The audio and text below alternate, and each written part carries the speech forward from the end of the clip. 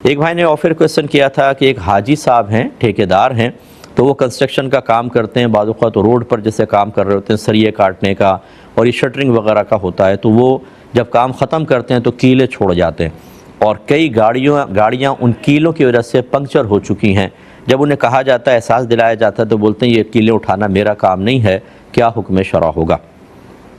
دیکھیں وہ حاجی، اور خاص طور پہ انہوں نے حاجی کا لفظ شاید اس لیے لکھا کہ حاجی صاحب ہو کے ایسا کام کر رہے ہیں، تو دیکھیں حاجی ہوں یا غیر حاجی ہوں، بہرحال جس بھی کام سے مخلوق خدا کو تکلیف پہنچے، اگر یقینی طور پہ تکلیف پہنچے تو کم از کم مکروہ تحریمی ہے، حرام کے نزدیک ہے، اور اگر اس کا شائبہ اور گمان ہو تو کم از کم مکروہ تنزیہی تو ہے۔ اسی لیے فقہاء نے فرمایا کہ اگر کوئی فٹ پاتھ گھیر کر، روڈ گھیر کر اپنی چیزیں بیچ رہا ہے اور اس سے مخلوق خدا کو تکلیف ہو رہی ہے تو اس کو بیع مکروہ کہا ہے، یعنی گناہگار بھی ہوگا، اور اس کو بیع کو نہیں کرنا چاہیے، اس میں کراہت ہوتی ہے۔ ہاں اگر روڈ تھوڑا سا لیا ہوا ہے لیکن لوگوں کو تکلیف نہیں ہو رہی تو چلے گنجائش نکلے گی، ورنہ یہ جتنے بھی فٹ پاتھ گھیر کر، بلکہ آگے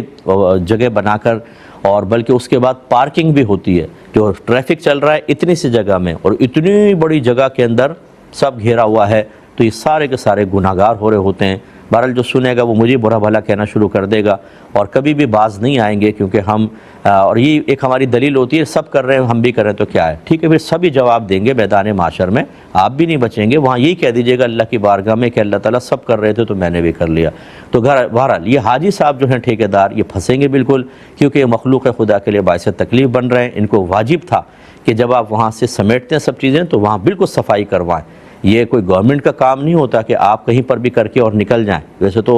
صفائی کروانا گورنمنٹ کا کام ہے، لیکن آپ کی اس طرح کی بیجا آلودگیوں کو ختم کرنا گورنمنٹ کا کام کوئی تھا، یہ تو آپ کا کام تھا، لہذا اس قسم کے ٹھیکیدار شدید گناہگار ہوں گے۔ آپ لڑیں نہیں، ان کو پیار محبت سے سمجھائیں، اور اگر وہ نہیں باز آتے تو اگر آپ کو اللہ نے توفیق دی ہے تو آپ تھوڑا سا صفائی وغیرہ کر دیں تاکہ چلو مخلوق خدا کو راحت مل جائے۔ نبی کریم صلی اللہ علیہ وسلم ارشاد فرماتے ہیں کہ ایک شخص کو صرف اس وجہ سے اللہ تعالیٰ نے جنت میں داخلہ عطا فرما دیا کہ اس نے روڈ پر ایک شاخ تھی جو کافی آگے تک آئی ہوئی تھی اور مخلوق خدا کو تکلیف ہوتی تھی، اس نے وہ شاخ کٹوا دی تھی،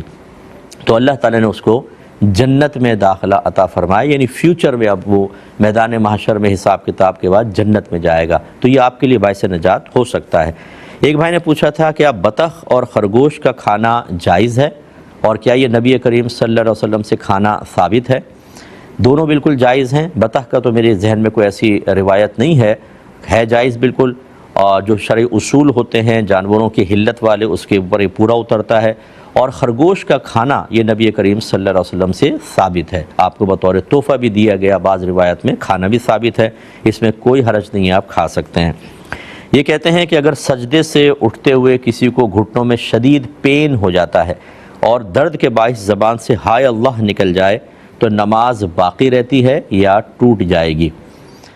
دیکھیں فقہاء نے واضح طور پہ لکھا ہے کہ منہ سے غیر اختیاری طور پر نکلنے والے وہ الفاظ جو درد کی وجہ سے، غم کی وجہ سے، صدمے کی وجہ سے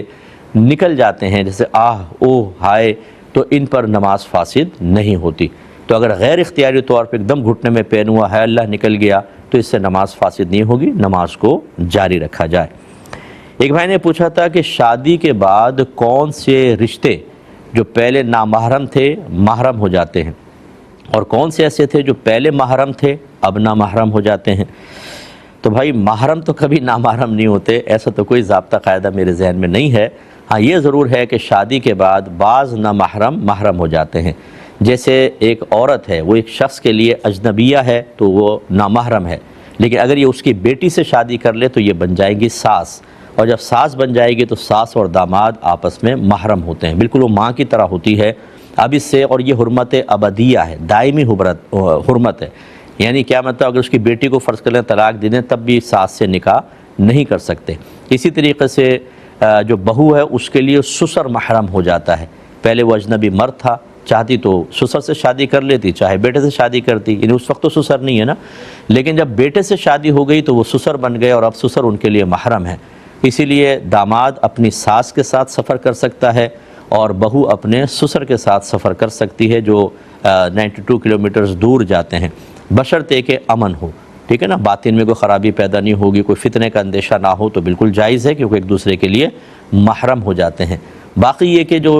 مطلب رشتے ہیں وہ اکثر نامحرم ہی رہتے ہیں. یہ رشتے خاص طور پر جیسے اب سالی ہے، مثال کے طور پر جب شوہر ایک شخص لڑکا کسی لڑکی سے نکاح کرتا ہے تو اس کی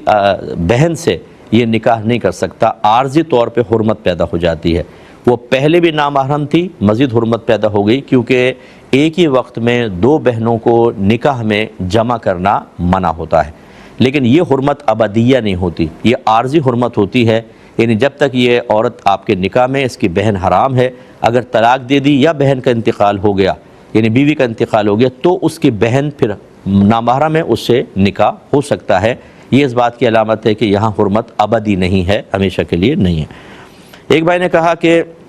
یہ فرضی اور جھوٹے لوگوں کے بارے میں کیا شریعت کہتی ہے جو جھوٹی آرگنائزیشن وغیرہ بنا کر زکوٰۃ اور صدقات وصول کر کے کھا جاتے ہیں، ان کے لیے کیا حکم شرع ہوگا؟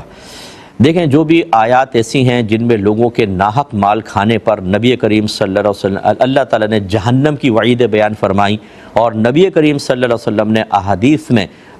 جہنم کی اور عذابات قبر کی وعید بیان فرمائی، اسے حرام اور گناہ کبیرہ قرار دیا، اسے غصب قرار دیا. یہ سب احکام اور سب جو ان کے انجام یہ ان لوگوں کی طرف متوجہ ہوں گے. جھوٹ بول کر لوگوں سے پیسے لے لینا، بعض اوقات ایسی جگہوں کے لیے پیسے لیتے ہیں کہ وہاں تک تو پیسے پہنچتے ہی نہیں ہیں، پہنچا ہی نہیں سکتے، بیچ میں اتنی رکاوٹیں ہیں، لیکن دبا کے پیسے لے کے اپنے اکاؤنٹ میں ڈلوا رہے ہیں اور خوب کھا رہے ہیں، پی رہے ہیں. یہ وقتی طور پہ آپ کھا لیں پی لیں، مرنے کے بعد آپ کو پتہ چلے گا کہ یہ پیسہ نہیں ہے، یہ اژدہے ہیں، یہ سانپ ہیں، یہ جہنم کی آگ کے انگارے ہیں جن کو آپ بڑے آرام سے کھا رہے ہیں اور پی رہے ہیں، اور بعد میں آپ کو اور آپ کے فیملی بھی پھنسے گی. اگر اپنے بچوں کو کھلا رہے ہیں، اپنی بیوی کو حرام کھلا رہے ہیں تو وہ بھی پھنسیں گے. اس لیے جتنی ایسی کوئی فیملی مجھے سن رہی ہے کہ آپ کو اپنے سرپرست کے بارے میں اگر یہ گمان ہو کہ وہ اسی طرح فراڈ کر کے لوگوں سے پیسے لے رہا ہے، تو خدارا کوشش کریں کہ اپنے ذریعہ آمدنی بنائیں. اس کو سختی سے کہہ دیں کہ ہم تمہارا یہ حرام مال نہیں کھائیں گے.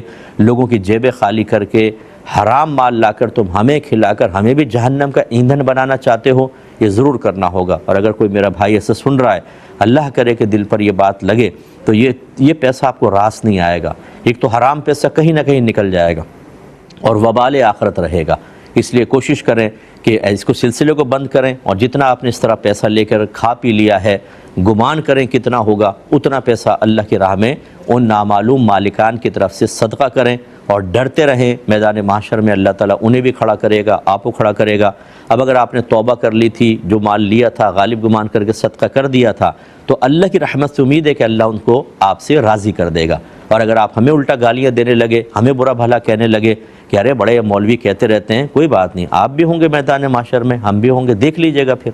پھر آپ وہاں بھیگی بلی بنے کھڑے ہوں گے، جسم کانپ رہا ہوگا، رنگ فق ہوگا، اور چہرے پہ ہوائیاں اڑ رہی ہوں گی، اور ملتجیانہ نگاہوں سے گزرتے ہوئے لوگوں کو دیکھ رہے ہوں گے، کاش کوئی سفارش مل جائے، کچھ ہو جائے، اور وہاں کچھ نہیں ہوگا. اس وقت پھر اللہ نہ کرے کہ کوئی آپ سے آ کر پوچھے کہ حضور اب کیا خیال ہے آپ کا؟ بولیں اب گالیاں بکو، اب برا بھلا کہو، اب ناگوار